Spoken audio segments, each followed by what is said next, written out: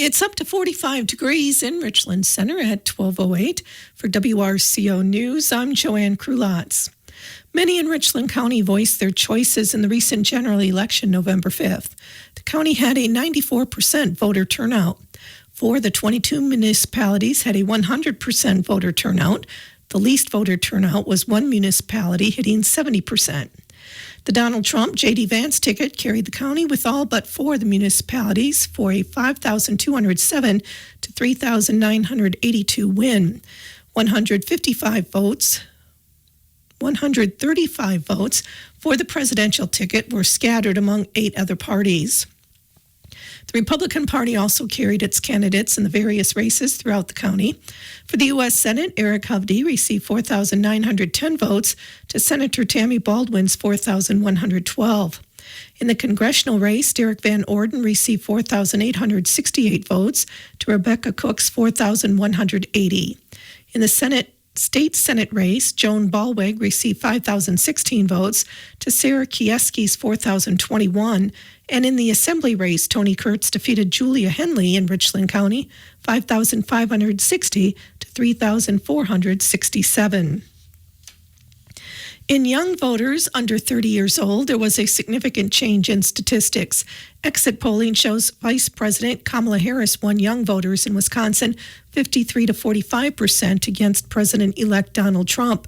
That's a drop from a much wider margin in the 2020 election. Joe Biden won that group 59 to 36%. In past years, experts say the younger voters' fees leaned more liberal. But it was not as big of a gap this year in Wisconsin. It has always been. A record number of school referendums passed last week.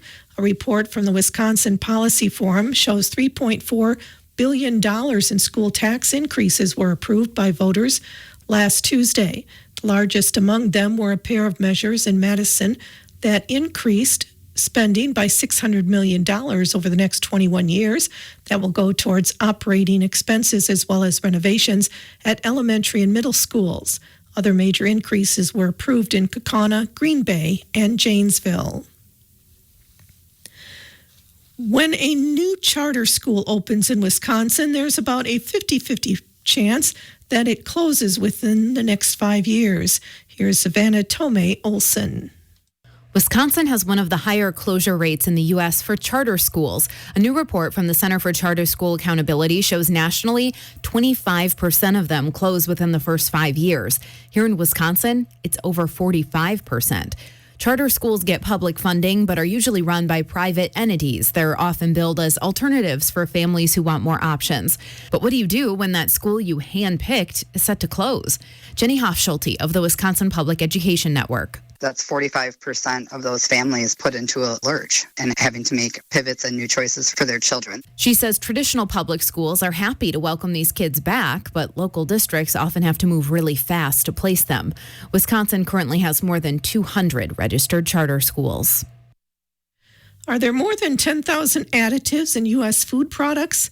Wisconsin Watch checked this claim. Here's Tricia Young with more. U.S. Senator Ron Johnson claimed in September that he heard that there were 10,000, quote, ingredients, unquote, allowed in U.S. food. The FDA estimates over 10,000 chemicals are authorized, including food additives and colorants. In 2011, the Institute of Food Technologists reported 66% were agency approved, with manufacturers deeming the rest safe without FDA review. Lead researcher Thomas Neltner now estimates the count has risen to 11,000 chemicals. I'm Tricia Young for Wisconsin Watch. Learn more at wisconsinwatch.org. New CDC data shows 3 out of every 4 high school students nationwide say they've experienced at least one adverse childhood event. That can include experiencing homelessness, abuse, and parental separation. Civic Media's Savannah Tomei Olson reports.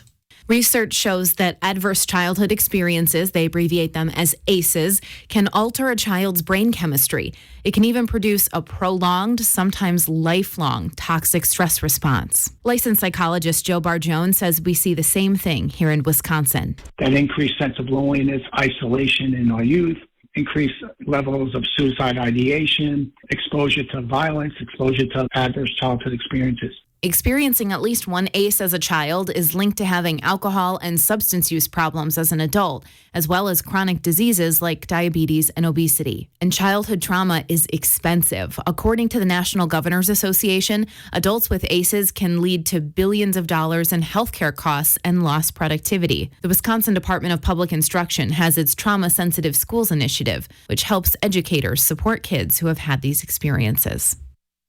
As temperatures begin to drop, keep an eye and ear out for signs of a natural gas leak. Those signs could include the smell of rotten eggs, a hissing sound near appliances, or visual cues like blowing dirt, bubbling water, or discolored vegetation. You should also keep exterior vents clear of snow and debris to avoid gas buildup in the home. If you smell gas or notice any of these signs, move to a safe location and call 911. Average gas prices continue to fall, dropping 3.4 cents over the last week. The average across the state today is $2.81 per gallon.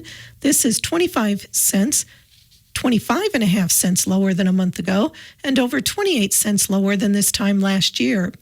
Officials at Gas Buddy say the average in the U.S. is the lowest since 2021 at $2.95 per gallon. This was anticipated in Gas Buddy officials' annual fuel outlook from December of 2023. Prices have been dropping for 4 consecutive weeks as seasonal demand weakens. Elections have come and gone, but gas prices have stayed the course. Officials say prices could continue to drop as we get closer to Thanksgiving.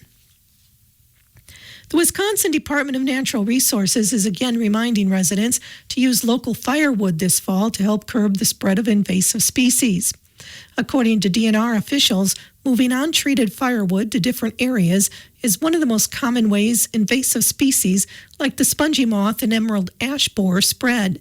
To combat that spread, the DNR has implemented a state spongy moth quarantine prohibiting the movement of firewood to counties on Wisconsin's western border and banning firewood from more than 10 miles away in state parks. National conservationists are working to protect some of the state's oldest trees.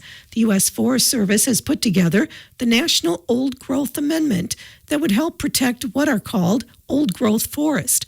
The goal is to conserve and restore mature forest conditions on federal land. Wisconsin-based forestry consultant Jeff Nisa supports expanding the acreage, describing it as an underrepresented landscape in the Badger State. Foresters have a long-range perspective on managing ecosystems, not just trees, and we have a better concept of what we started with if we have saved all the pieces in some of our forest ecosystems and types. Wisconsin has some federal land with old growth forest up in the North Woods and toward Michigan's Upper Peninsula. We know the importance of having health insurance for ourselves and our children, but did you know you can also get a health insurance for your pets? Here's Melissa Kay. The Better Business Bureau of Wisconsin is advising pet owners to know what they're agreeing to before signing up. Pet insurance policies can vary greatly in price and coverage. The BBB says to get to know the different types of plans, decide how much coverage you need, compare prices and plans, and read the fine print. You also want to check if there's a waiting period and insure your pet when they're young and healthy. You can potentially get the best deal if you ask about discounts for multiple pets or annual payments instead of paying monthly. You should also plan for premium increases as your pet ages. If pet insurance doesn't seem feasible, consider setting up an emergency fund for your pet instead and start saving. You can find out more at bbb.org. I'm Melissa Kay, Civic Media News. The Wisconsin Supreme Court heard abortion arguments this morning. Abortion access in Wisconsin was blocked for more than a year following the U.S. Supreme Court ruling that overturned Roe v. Wade. Last September, in a case brought by Wisconsin's Democratic Attorney General Josh Kaul, challenging the state's 1849 law, which had been interpreted as a ban, a Dane County judge ruled the law did not broadly apply to abortion.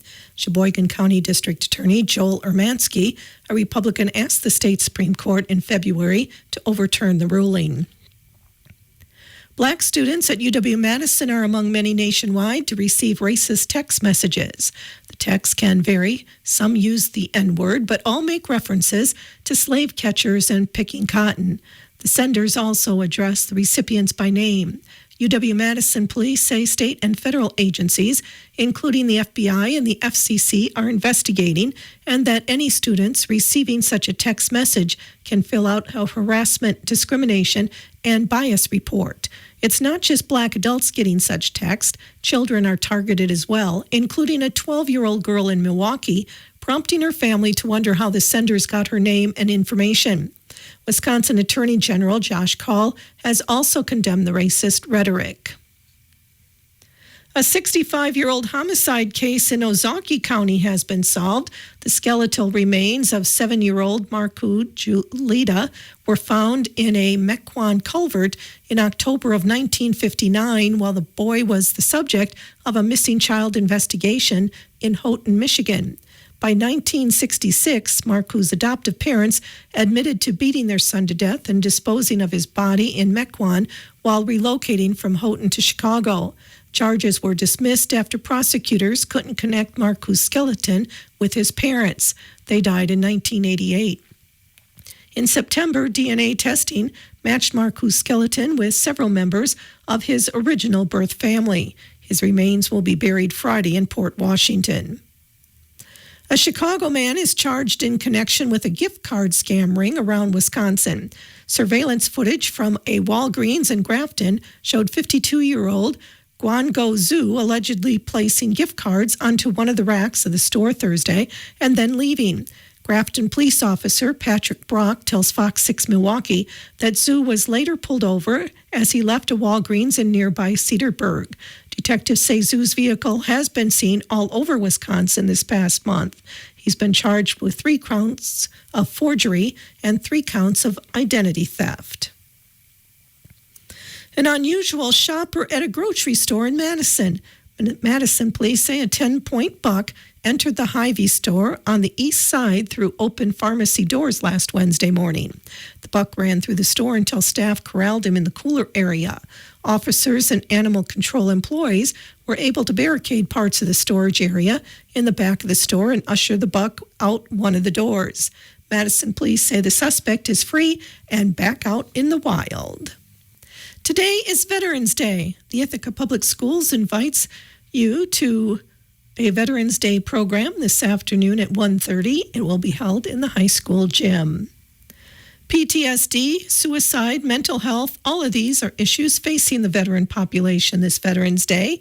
Tim Cody with the Fox Valley Veterans Council said homelessness is also a primary concern.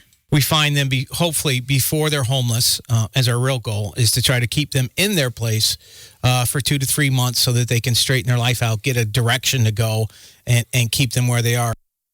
Cody said statistically in Wisconsin, veterans are more likely than the general population to become homeless.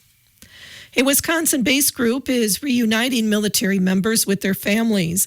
Many of you may be surprised to learn most service members have to buy their own tickets home.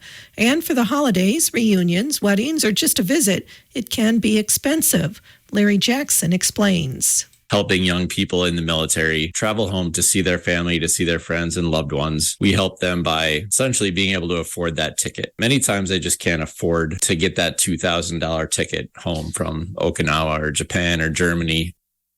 A ticket home can range from $800 to more than $2,000 for any military member.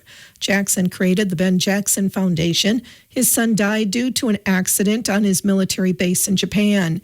He'd been home to visit his family in southern Wisconsin just before the accident, and it's when his dad learned the importance of a visit home.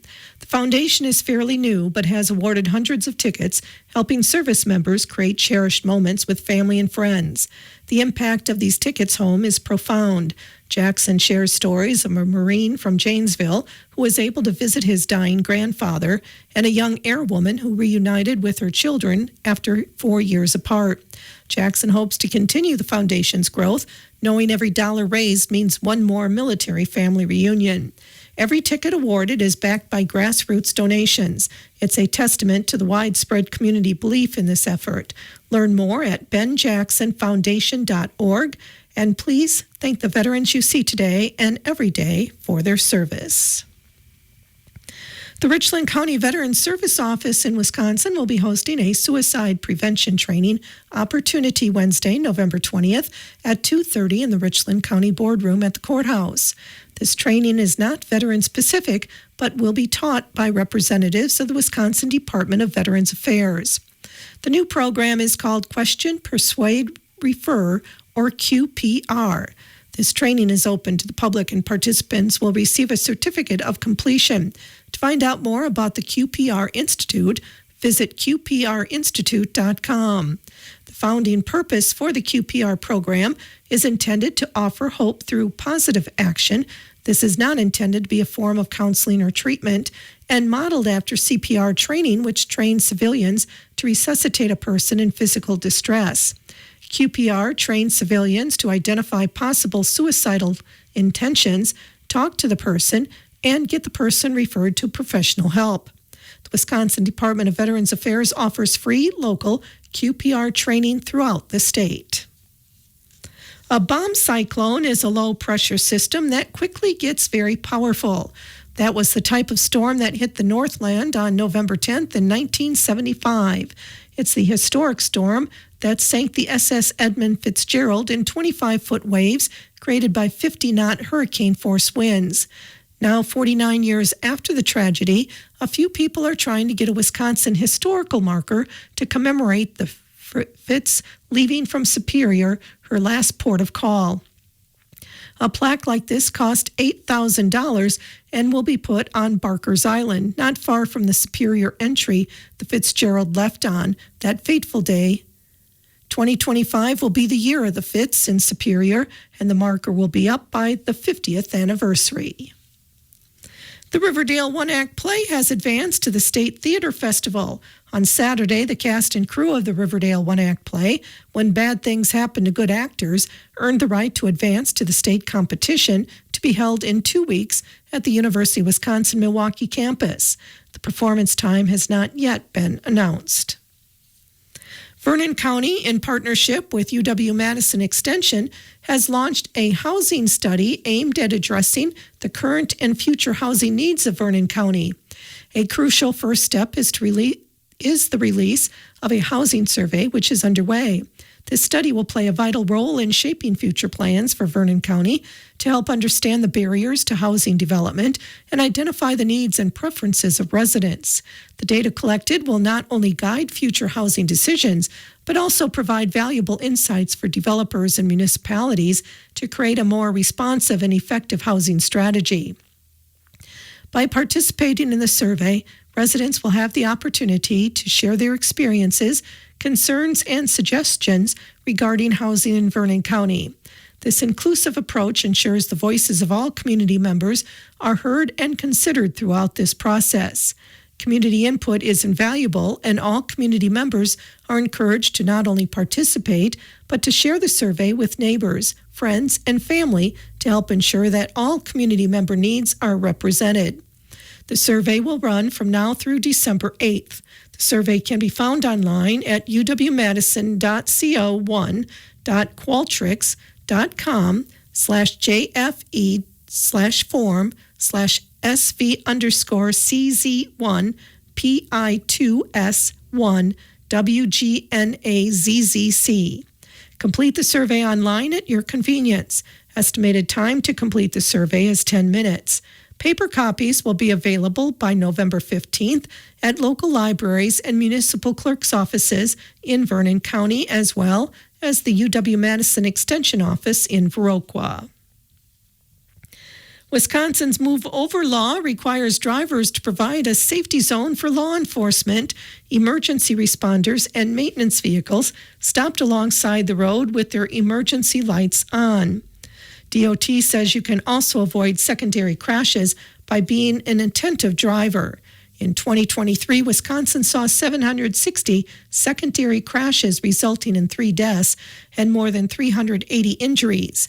Over the past 5 years, 60 emergency responders were struck and injured by a vehicle while working on the side of the road in Wisconsin. A Christmas tradition returns to Wisconsin. The Canadian Pacific Railroad's holiday train raises awareness and funds to combat hunger. Its travel will begin in Sturtevant and Caledonia on December 7th. From there, 5 stops happen between Wauwatosa and Columbus on the 8th, and the statewide route concludes with 6 more stops between Portage and La Crosse on the 9th. Get more information from the homepage at cpkcr.com. The U.S. Postal Service has announced its recommended mailing and shipping dates for holiday mail and packages.